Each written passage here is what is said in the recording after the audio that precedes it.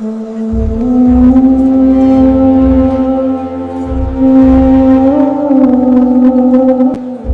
ہم اپنے نبی کریم صلی اللہ علیہ وآلہ وسلم کی زندگی کے بارے میں پڑھیں گے، اور ویسے ہم اور آپ سبھی یہ جانتے ہی ہیں کہ ہمارے نبی کریم صلی اللہ علیہ وآلہ وسلم کی زندگی کے بارے میں، اور ہم ان کے خاندان اور ان کی زندگی کے بارے میں بہترین طریقے سے پڑھیں گے۔ اور شاید آپ نے ایسے پہلے ہی کبھی پڑھا ہوگا۔ یہ ہماری نبی کریم صلی اللہ علیہ وآلہ وسلم کی پہلی ویڈیو ہے، اور چلیے ہم اسٹارٹ کرتے ہیں۔ آپ صلی اللہ علیہ وآلہ وسلم پہ درود شریف پڑھ کے اسٹارٹ کرتے ہیں۔ بسم اللہ الرحمن الرحیم۔ صلی اللہ علیہ وآلہ وسلم، صلی اللہ تعالیٰ علیہ وسلم۔ ہمارے نبی کریم صلی اللہ علیہ وآلہ وسلم آخری پیغمبر ہیں۔ مثال دنیا میں کوئی نہیں ہے جو آج ہم آپ کے جیون میں پڑھیں گے۔ ہمارے نبی کریم صلی اللہ علیہ وآلہ وسلم کا صبر اور امتحان، اتنا صبر اور اتنا ایکسپیرینس، اتنا نالج، جو ہمارے لیے آج ہم چاہیں کہ اگر ہمارے نبی کریم صلی اللہ علیہ وآلہ وسلم ایک جھلک دکھلائیں تو ہم اپنی زندگی قربان کر دیں۔ حالانکہ یہ بھی کہہ سکتے ہیں کہ اگر ہمارے نبی کریم صلی اللہ علیہ وآلہ وسلم کا دیدار ہو جائے، اور آپ سب کو بھی دیدار ہو جائے، ہمیں بھی دیدار ہو جائے، تو ہم سب کی زندگی میں ایک بہت بڑی بے مثال ہے۔ چلیے اب ہم شروع کرتے ہیں، اور ہر کے نبی کریم صلی اللہ علیہ وآلہ وسلم کے ونش کے بارے میں پڑھیں گے۔ ان کے ونش میں حسب نسب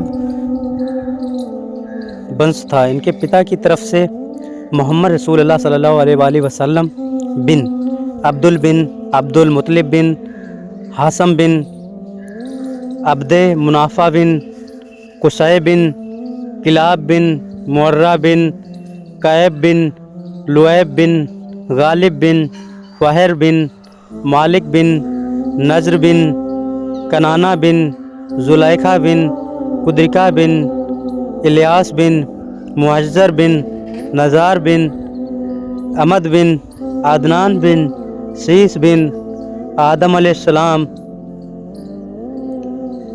بن کا مطلب سپتر یا سن آف سے ہے۔ عدنان سے آگے سجرہ حصے، یعنی سجرہ بولتے ہیں، حصے میں بڑا اختلاف ہے۔ نبی کریم صلی اللہ علیہ وآلہ وسلم اپنے آپ کو عدنان کی طرف منسوب فرماتے ہیں۔ حسب نسب ونش ان کی ماں کی طرف دیکھیے، محمد رسول اللہ صلی اللہ علیہ وآلہ وسلم بن آمنہ بنت بہب بن ہاشمہ بن عبد منافع بن، آپ کی والدہ کا نسب نامہ تیسری سپتر پر آپ کے والد کے نسب نامہ سے ملتا ہے۔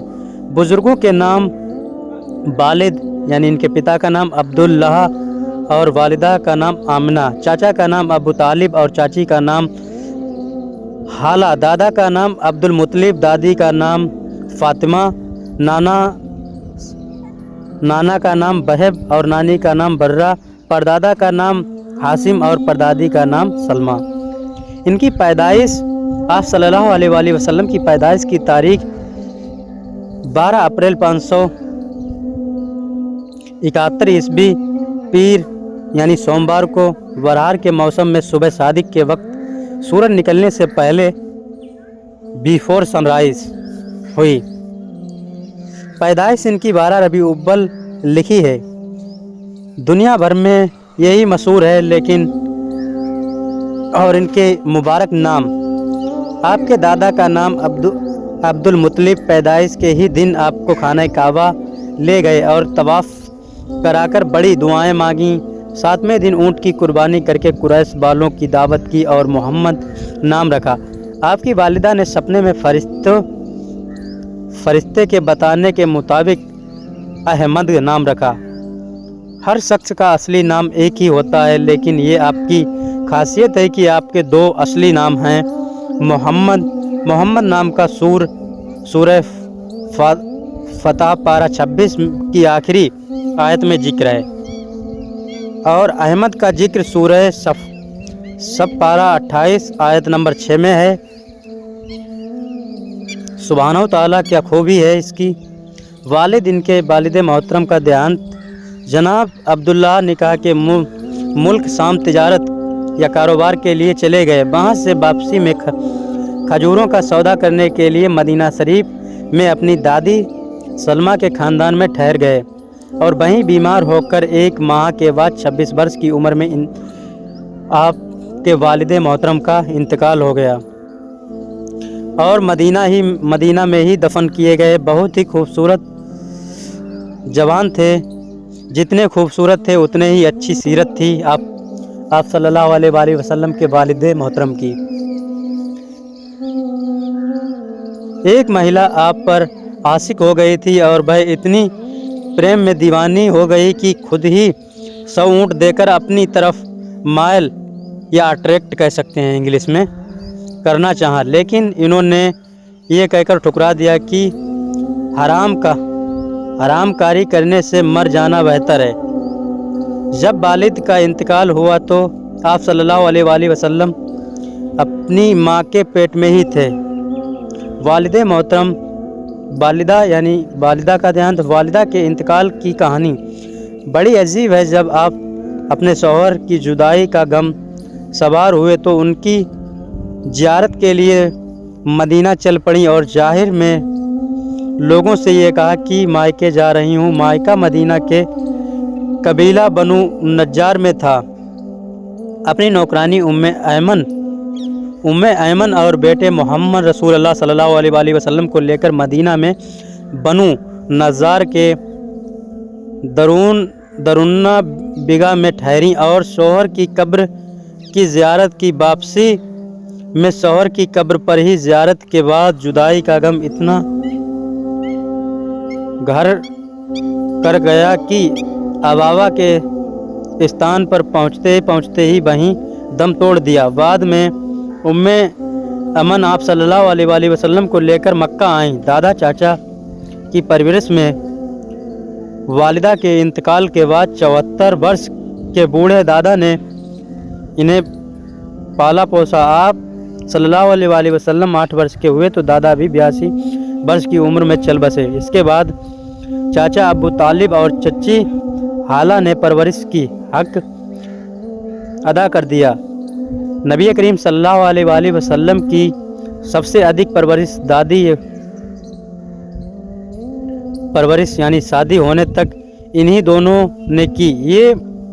ये बात जिक्र के काबिल है कि माँ आमिना और चच्ची हाला दोनों परस्पर चच्ची जात बहनें हैं। बहब 2 सगे भाई थे। बहब की लड़की आमिना और बहब की हाला चच्ची हैं। बहब के इंतकाल के बाद आमिना की परवरिश चचा बहब ने की थी। बहब ने जब आमिना का निकाह अब्दुल्ला से किया तो साथ ही अपनी लड़की हाला का निकाह अबू तालिब से कर दिया। मायके में दोनों चचा जात बहनों थीं और ससुराल में देवरानी जेठानी हो गईं। जाहिर है हाला उम्र में बड़ी थीं तो मायके में आमिना को संभाला और ससुराल में जेठानी की हैसियत से तालीम दी। फिर आमिना के देहांत के बाद इनके लड़के यानी मोहम्मद रसूलुल्लाह सल्लल्लाहु अलैहि वसल्लम को पाला पोसा।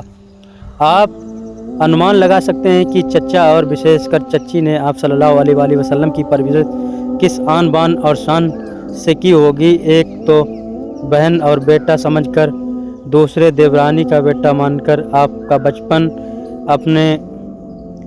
अपना बचपन और बच्चों से भिन्न गुजारा। आप सल्लल्लाहु अलैहि वसल्लम से बचपन से ही बहुत शर्मीले थे। आप में आम बच्चों वाली आदतें बिल्कुल नहीं थीं। शर्म और हया आपके अंदर कूट भरी हुई थी। काबा शरीफ की मरम्मत के ज़माने में आप भी दौड़ कर पत्थर लाते थे जिससे आपका कंधा छिल गया। आपके चचा हजरत अब्बू अब्बास ने ज़बरदस्ती आपका तहबंद खोलकर आपके कंधे पर डाल दिया تو آپ مارے شرم کے بے ہوش ہو گئے۔ دائیں حلیمہ کے بچوں کے ساتھ خوب گھل مل کر کھیلتے تھے، لیکن کبھی لڑائی جھگڑا نہیں کیا۔ انیسا نام کی بچی کی اچھی جمتی تھی اس کے ساتھ ادھک کھیلتے تھے۔ دائی حلیمہ کی لڑکی سیما حنین کی لڑائی میں بندی بنا کر آپ کے پاس لائی گئی تو انہوں نے اپنے کندھے پر دانت کے نشان دکھائے جو آپ نے بچپن میں کسی بات پر غصے میں آ کر کاٹ دیا تھا۔ آپ صلی اللہ علیہ وآلہ وسلم کی تجارت کا آرمب۔ 12 سال کی عمر میں آپ صلی اللہ علیہ وآلہ وسلم نے اپنا پہلا تجارتی سفر بزنس یعنی ٹور آرمب کیا، جب چچا ابو طالب اپنے ساتھ شام سے تجارتی سفر پر لے گئے۔ اس کے بعد اپنے سوئم پر سلسلہ جاری رکھا۔ حضرت خدیجہ کا مال بیچنے کے لیے شام لے گئے تو بہت زیادہ لابھ ہوا۔ آپ آس پاس کے بازاروں میں بھی مال خریدنے اور بیچنے جاتے تھے۔ خدیجہ رضی اللہ تعالیٰ عنہ سے نکاح۔ ایک بار حضرت خدیجہ نے آپ کو مال دے کر سیریا کنٹری بھیجا اور ساتھ میں اپنے غلام میسرہ کو بھی لگا دیا۔ اللہ کے فضل سے تجارت میں خوب منافع ہوا۔ میسرہ نے بھی آپ کی ایمانداری اور اچھے اخلاق کی بڑی پرشنسا کی۔ اس سے پربھاوت ہو کر حضرت خدیجہ نے خود ہی نکاح کا پیغام بھیجا۔ آپ نے اپنے چاچا ابو طالب سے ذکر کیا تو انہوں نے انومتی دے دی۔ آپ کے چاچا حضرت حمزہ نے خدیجہ کے چاچا عمر بن اسد نے رسول اللہ صلی اللہ علیہ وآلہ وسلم نے بلی یعنی بڑے کی حیثیت سے بات چیت کی اور 20 اونٹ مہر نکاح کے وقت پتنی کو دی جانے والی راشی یا کہہ سکتے ہیں کہ مہر عورت حیثیت ہو پر چچا ابو طالب نے نکاح پڑھا۔ حضرت خدیجہ رضی اللہ تعالیٰ عنہ کا تیسرا نکاح تھا۔ پہلا نکاح عتیق نامی شخص سے ہوا تھا جس نے 3 بچے ہوئے۔ ان کے انتقال دیہانت کے بعد ابو حالہ سے ہوا تھا، پھر ان کا بھی انتقال ہوا۔ آخر میں حضرت خدیجہ رضی اللہ تعالیٰ عنہ کا نکاح آپ صلی اللہ علیہ وآلہ وسلم سے ہوا اور آپ کو امت المومنین یعنی امت کی ماں کا شرف حاصل ہوا۔ نکاح کے سمے آپ صلی اللہ علیہ وآلہ وسلم کی آیو 25 برس اور خدیجہ کی عمر 40 برس تھی۔ غار حرا میں عبادت۔ حضرت خدیجہ سے شادی کے بعد آپ صلی اللہ علیہ وآلہ وسلم گھریلو معاملے بے فکر ہو گئے، یعنی پانی اور ستو ساتھ میں لے جاتے اور غار حرا یعنی پہاڑی تھی ایک، اور اس میں دن رات عبادت میں لگے رہتے تھے۔ مکہ شہر میں لگ بھگ 3 میل کی دوری پر پہاڑی پر استھت ہے اور آج بھی موجود ہے۔ حضرت خدیجہ الکبریٰ بہت مالدار تھیں، اسی لیے آپ کی گوشہ نشینی یا کام عبادت زندگی میں کبھی دخل نہیں دیا اور نہ ہی تجارت کا کاروبار دیکھنے پر مجبور کیا، بلکہ زیادہ راستے کے لیے یعنی کھانا تیار کر کے ان کو سہولیت فرماتی تھیں۔ اب سماج سدھار کمیٹی۔ ہرا کے غار میں عبادت کے زمانے میں افسر لوگوں کی کمیٹی بنانے کا مشورہ آپ ہی نے دیا تھا اور آپ ہی کی کوششوں سے یہ کمیٹی عمل میں لائی گئی تھی۔ اس کمیٹی کا مقصد یہ تھا کہ ملک سے فتنہ و فساد ختم کریں گے، یاتریوں کی سرکشا کریں گے اور غریبوں کی مدد کریں گے۔ صادق اور امین کا خطاب۔ جب آپ صلی اللہ علیہ وآلہ وسلم کی عمر 35 برس کی ہوئی تو خانہ کعبہ کے نرمان کے لیے حج اسود کے رکھنے کو لے کر قبیلوں کے درمیان پرسپر جھگڑا ہونے لگا۔ مکہ کے لوگ آپ کو شروع سے ہی امین اور صادق جانتے مانتے تھے، چنانچہ آپ ہی کے ہاتھوں میں اس جھگڑے کا سماپن کرایا اور آپ صلی اللہ علیہ وآلہ وسلم کی حکمت اور دور اندیشی سے کام لے کر مکہ والوں کو بہت بڑے عذاب سے نجات دلائی۔ نبوت کا سلسلہ چاند کے سال کے حساب سے 40 سال 1 دن کی آیو میں 9 ربیع الاول سن میلادی دوسبہ کے دن آپ صلی اللہ علیہ وسلم پہلی وحی سندیش اتری تھی۔ اس سمے آپ صلی اللہ علیہ وسلم غار ہیرا میں تھے۔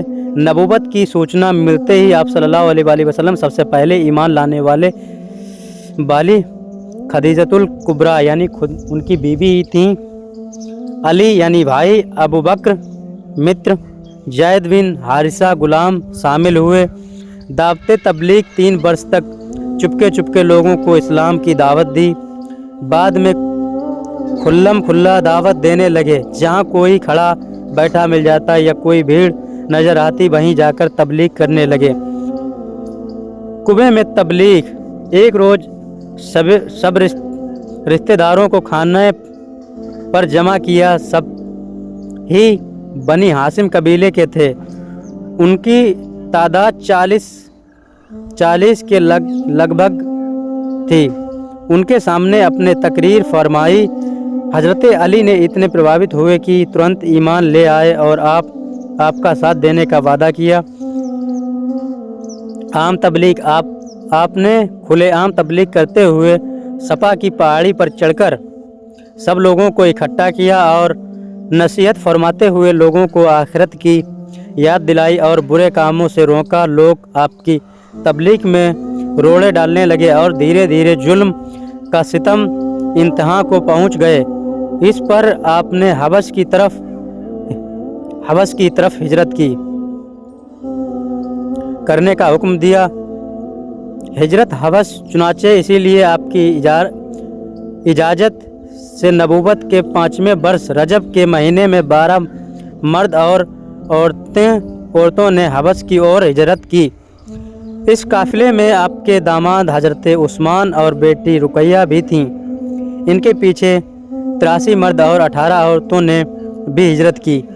ان میں سے حضرت علی رضی اللہ عنہ کے سگے بھائی جعفر طیار بھی تھے، جنہوں نے بادشاہ نجاشی کے دربار میں تقریر کی تھی۔ نبوت کے 6 سال میں حضرت حمزہ اور ان کے 3 دن بعد حضرت عمر اسلام لائے۔ اس کے بعد سے مسلمان کعبہ میں جا کر نماز پڑھنے لگے۔ گھاٹی کے قید میں مکہ والوں نے ظلم زیادتی کا سلسلہ اور بڑھتے ہوئے بائی کاٹ کا اعلان کر دیا۔ یہ نبوت کے 7ویں سال کا حصہ ہے۔ لوگوں نے بات چیت لین دین بند کر دیا۔ بازاروں میں چلنے پھرنے پر پابندی لگا دی۔ چاچا کا انتقال یا دیہانت کے بعد نبوت کے 10ویں برس آپ کے سب سے بڑے سہارا ابو طالب کا انتقال ہو گیا۔ ان کے انتقال سے آپ کو بہت صدمہ پہنچا۔ بیوی کا انتقال یا دیہانت۔ ابو طالب کے انتقال کے بعد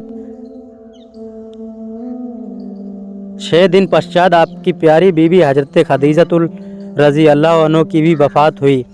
ان دونوں ساتھیوں کے انتقال کے بعد مشرکوں کی حکمت اور بڑھ گئی۔ سر پر کیچڑ اور اونٹ کی اوجڑی یعنی آنتیں تتھا اس کے پیٹ سے نکلنے والا باقی سب پیٹ وغیرہ نماز کی حالت میں گلے میں ڈالنے لگے۔ اللہ اکبر۔ طائف کا سفر۔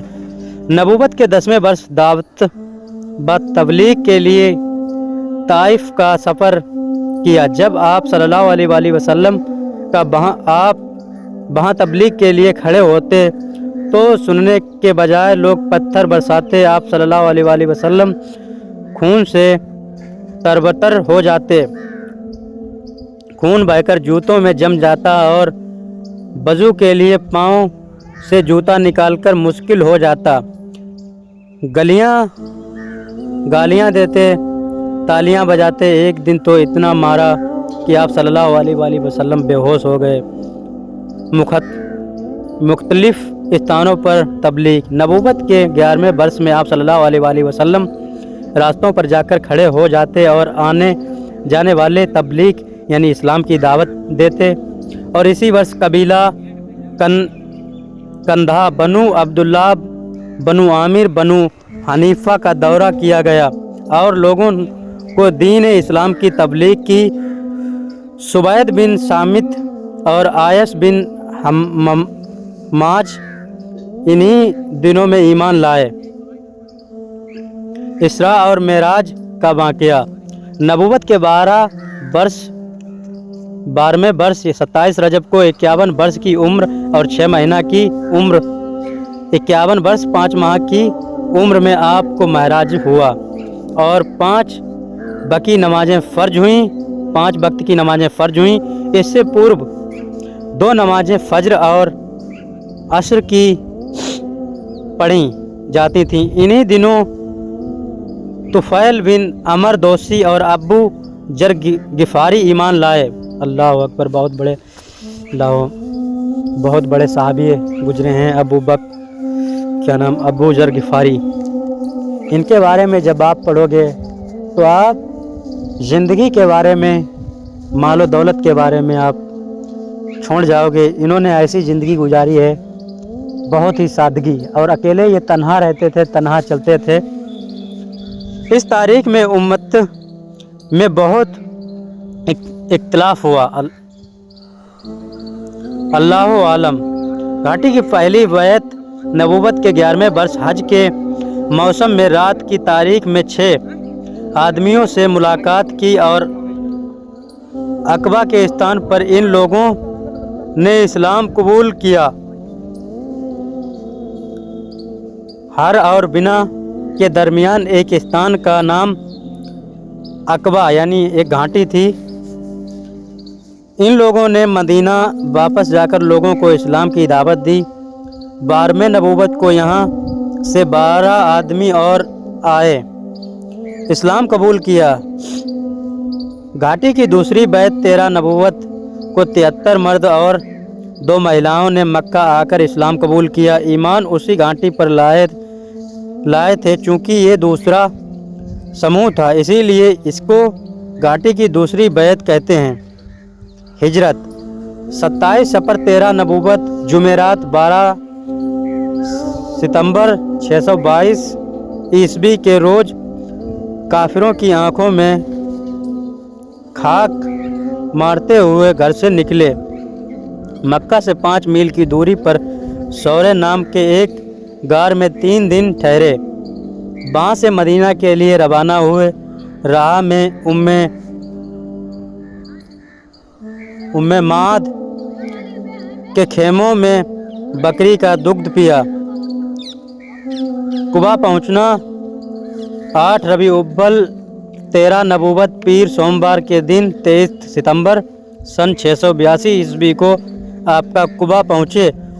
وہاں آپ صلی اللہ علیہ وآلہ وسلم 3 دن تک ٹھہرے اور ایک مسجد کی بنیاد رکھی۔ اسی سال بدر کی لڑائی ہوئی۔ یہ لڑائی 17 رمضان جمعہ کے دن کی گئی تھی۔ 3 ہجری میں زکوٰۃ فرض کی گئی تھی۔ 4 ہجری میں شراب حرام ہوئی تھی۔ 5 ہجری میں عورتوں کو پردہ کا حکم کیا گیا تھا۔ احد کی لڑائی 7 شوال 3 ہجری کو سنیچر کے دن یہ لڑائی کی گئی تھی۔ اسی لڑائی میں رسول اللہ صلی اللہ علیہ وآلہ وسلم کے چند صحابہ نے نافرمانی کی، جس کی وجہ سے کچھ دیکھے لیے پراجے کا سامنا کرنا پڑا اور آپ کے جسم پر زخم آئے۔ صلح حدیبیہ 6 ہجری میں آپ عمرہ کے لیے مدینہ سے مکہ آئے، لیکن کافروں نے اجازت نہیں دی اور چند شرطوں کے ساتھ اگلے برس آنے کو کہا۔ آپ نے تمام شرطوں کو مان لیا اور واپس لوٹ آئے۔ بادشاہوں کا دعوت 6 ہجری میں حبشہ، نجران، عمان، ایران، مصر، شام اور یمامہ اور روم کے بادشاہوں کو دعوتی اور تبلیغی خط لکھے۔ حبش، نجران، عمان کے بادشاہ ایمان لے آئے۔ 7 ہجری میں نجد کا والی سمامہ غسان کا والی جبلہ بغیر اسلام لائق خیبر کی لڑائی بھی اسی سال ہوئی۔ فتح مکہ 8 ہجری میں مکہ فتح ہوا اور اس کی وجہ سے 6 ہجری میں صلح حدیبیہ کا معاہدہ توڑنا تھا۔ 20 رمضان کو شہر مکہ کے اندر داخل ہوئے اور اونٹ پر اپنے پیچھے آزاد کیے ہوئے غلام حضرت زید کے بیٹے اسامہ کو بٹھائے ہوئے تھے۔ اس فتح میں 2 مسلمان شہید ہوئے اور 28 کافر مارے گئے۔ آپ صلی اللہ علیہ وآلہ وسلم نے معافی کا اعلان فرمایا۔